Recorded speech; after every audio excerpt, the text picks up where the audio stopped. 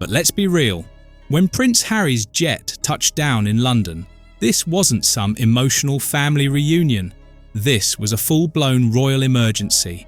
The prince who swapped palaces for podcasts wasn't coming home out of love or loyalty.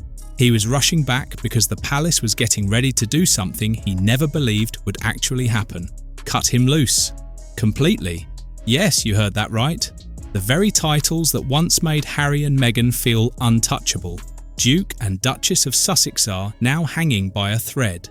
And this time, it's not just tabloid gossip inside Buckingham Palace where every smile hides a strategy.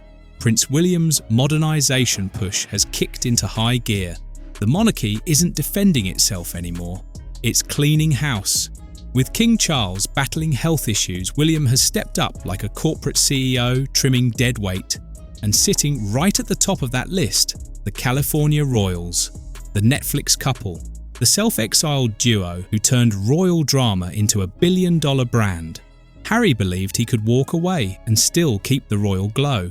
Meghan believed she could repackage the monarchy itself. But the institution they underestimated is older, colder, and far more ruthless than any Hollywood power broker. Because when the palace decides to cut ties, it doesn't negotiate. It erases. And that's exactly why Prince Harry came running. Not to save his family, but to save his name. Behind the golden gates of Buckingham Palace, calm smiles mask ruthless calculations. What the public sees, Charles waving from a car window, William attending charity galas, is pure illusion. Inside those walls, tension is at a boiling point. King Charles's health struggles have quietly created a power vacuum, and the man stepping into it isn't waiting for a crown. Prince William is already ruling in everything but title. Courtiers whisper about something called Project Renewal, a tightly guarded modernisation plan focused less on tradition and more on damage control. The monarchy's reputation has been bleeding for years, scandal after scandal, and at the centre of most of it, two familiar names, Harry and Meghan. Every interview, every Netflix confessional, every brand deal has become another headline dragging the crown into celebrity chaos. In William's eyes, enough is enough. This isn't about family anymore, it's business. The monarchy is a brand, and the Sussex saga is costing it goodwill, credibility, and decades of carefully guarded prestige. Advisors describe William as ice-cold, analytical, and relentless, fully focused on protecting what little royal authority remains. Inside his inner circle, talk of a title review has quietly turned into real legal discussions. The goal is simple: streamline the monarchy, cut loose ends, and reclaim control of the narrative. And while Harry is soaking up the California sunshine, believing his status is secure, his royal identity is being quietly dismantled piece by piece. But here's the twist. The first name on that secret review list wasn't his brother Andrew. It was Harry. They called it administrative housekeeping. But don't be fooled. This was a royal hit job dressed up as policy. Deep inside Clarence House, lawyers quietly pulled out ancient constitutional paperwork. The 1917 letters patent, the same legal tool that decides who gets to call themselves His or Her Royal Highness. On paper, it's just old ink and parchment. In reality, it's absolute power. William's advisors reportedly framed it as brand protection. The logic was brutal but simple. If you no longer serve the crown, you don't represent it. And if your name creates controversy instead of dignity, that name gets rewritten. End of story. What started as casual chatter over tea quickly turned into structured meetings, coded memos, and silent sign-offs. A phrase began echoing through palace corridors: title review. Prince Andrew became the test case, a controlled trial to measure public reaction. And when outrage failed to erupt, the next move became obvious. Strip the Sussex titles, label it modernisation, and sell it to the public as progress. Behind the gilded curtains, staff were instructed to prepare talking points for when the story inevitably leaked. But the one person who wasn't supposed to find out did. Somewhere in Montecito, Harry's phone lit up with a message that made his stomach sink. This wasn't gossip. It was a warning. They're coming for the titles next. California was supposed to be quiet sunshine yoga, carefully curated calm. Then suddenly, Prince Harry was spotted boarding a private jet under the radar. No entourage, no smiling wife, no press trail, just one objective: get to London before the palace made its next move irreversible. This wasn't a family visit. It was a last-minute rescue mission. The official line: private business. The truth whispered by insiders. Panic, someone had tipped him off, but the plan had moved further than he realised. Signatures were already being prepared. Harry had been blindsided before, but this felt different. Once the royal machine locks in a decision, there is no undo button. Those close to him say. Harry looked haunted. The rebel prince who once laughed through chaos now sat in silence, headphones on, scrolling through headlines he couldn't control. Alone, cut off from palace briefings. Calls unanswered. In London, he had no allies left. Even Meghan, according to sources, made it clear she wasn't going. This was his mess to fix. The jet cut through storm clouds toward Heathrow, but with every mile the dread grew heavier. Would anyone even meet him? Would the gates open? As the wheels touched it down, one thought kept looping in his mind. They can't erase me, can they? Harry believed one phone call would smooth everything over. He was wrong. When he landed in London, he expected the basics: a driver, a schedule, a quiet briefing, the familiar royal choreography he'd known his entire life. Instead, there was nothing. No official car, no reception, no familiar faces, just cold air and unanswered messages. The palace hadn't just closed ranks, it had closed its doors. Harry reportedly requested a private meeting with his father, urgent personal. The response never came. King Charles was said to be resting.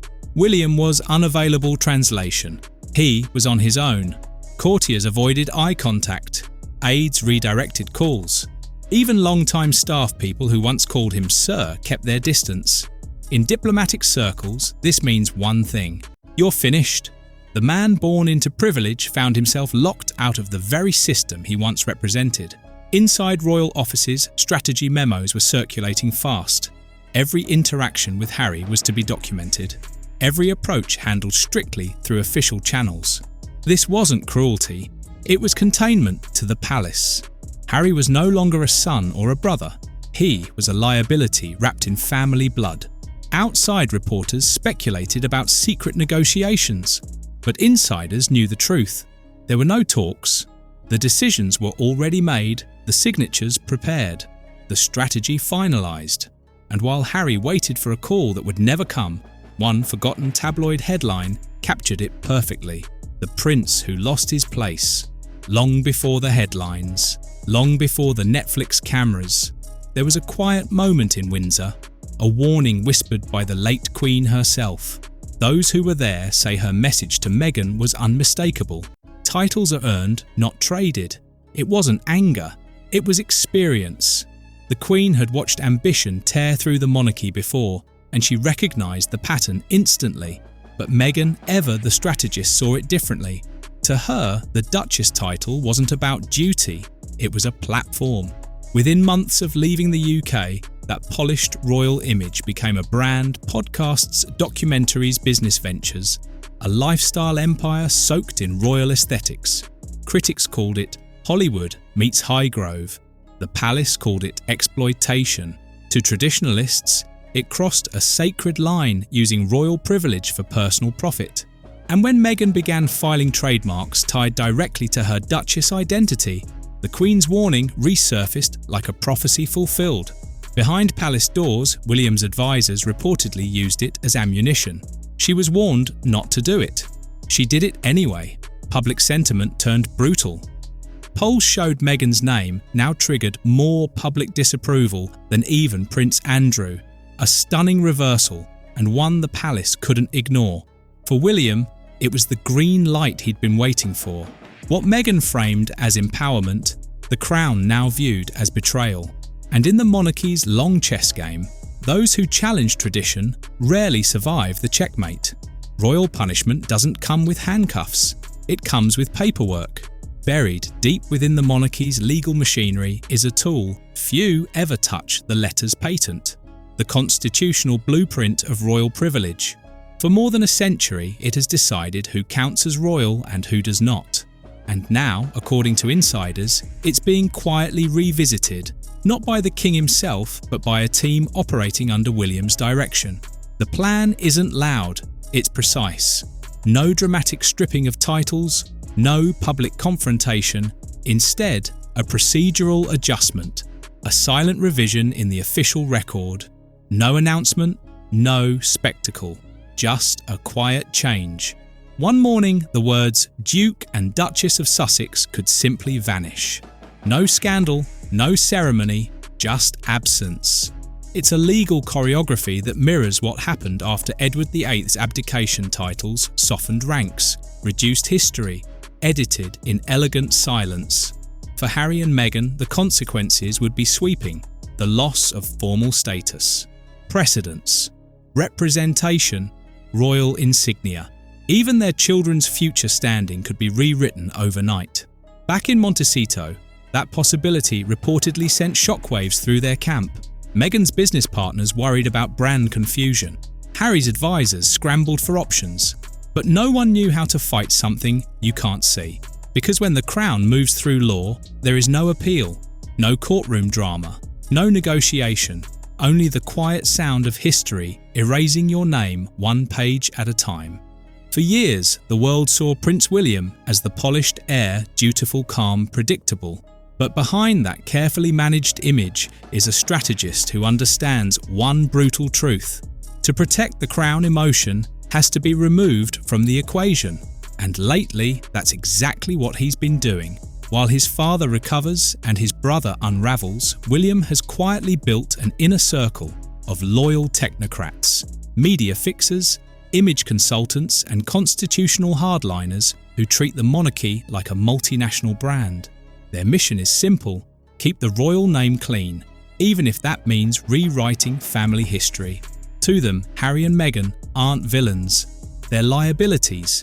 Every appearance, every podcast, every exclusive interview chips away at the institution's credibility.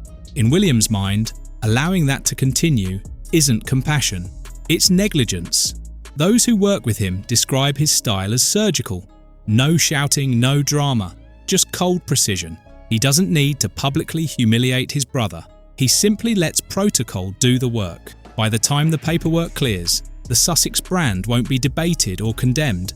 It will just disappear from royal records. No confrontation required. The irony is brutal.